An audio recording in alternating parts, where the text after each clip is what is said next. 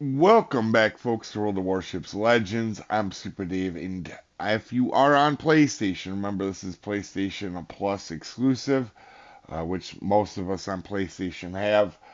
Uh, the there is a new ship when you go to click on the game. Just go down, or you can go into the store, and it does come with a free ship.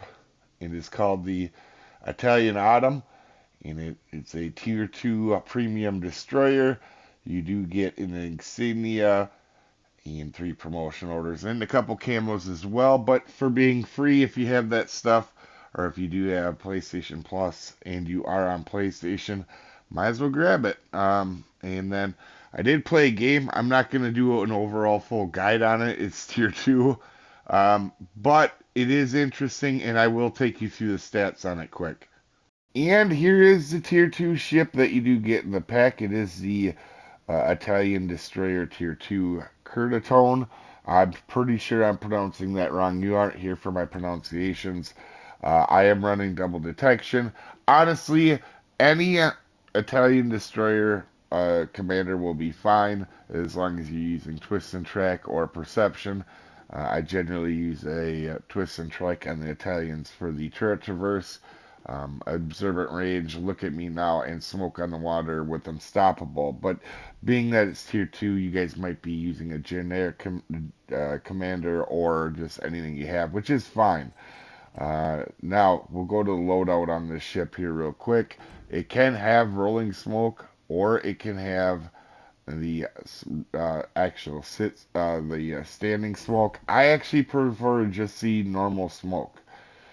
You do have a short duration, but it is a 25% boost to your engine boost, and it have SAP. So pretty for me, a tier 2. This is one of my. I guess if I were to have a favorite tier 2, I don't play him. This one would be right there. Just under 9,000 health. As you can see, not a whole lot of armor. We'll look at that in a second here. Reload time, 4.3 seconds. You have four 102s, so that would be 4-inch guns, I do believe, are very close to that. And the 180 time with Twisted Track is 15 seconds. HE, it's Italian. HE on Italian ships is just not that good. They're not.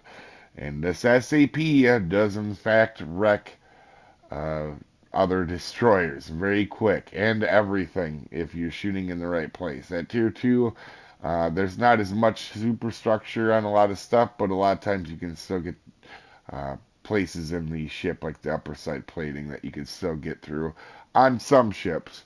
But the SAP does a significant amount of damage, and it is pretty much essentially a gunboat.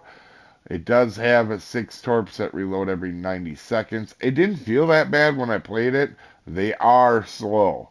Like, I'm pretty sure if you wanted, you could go ahead and pass these torps at 48 knots. I think these are among the slowest in the entire game. I don't know that I can recall anything off the top of my head. I'm sure there might be, but I can't think of anything slower torp-wise. If they went any slower, they'd be going backwards and strike you. AA defense, nothing. Maximum speed, and not too bad, 32 knots. Really good turning radius, as you know, this is a tier 2, and the detection is all the way down at 4.3.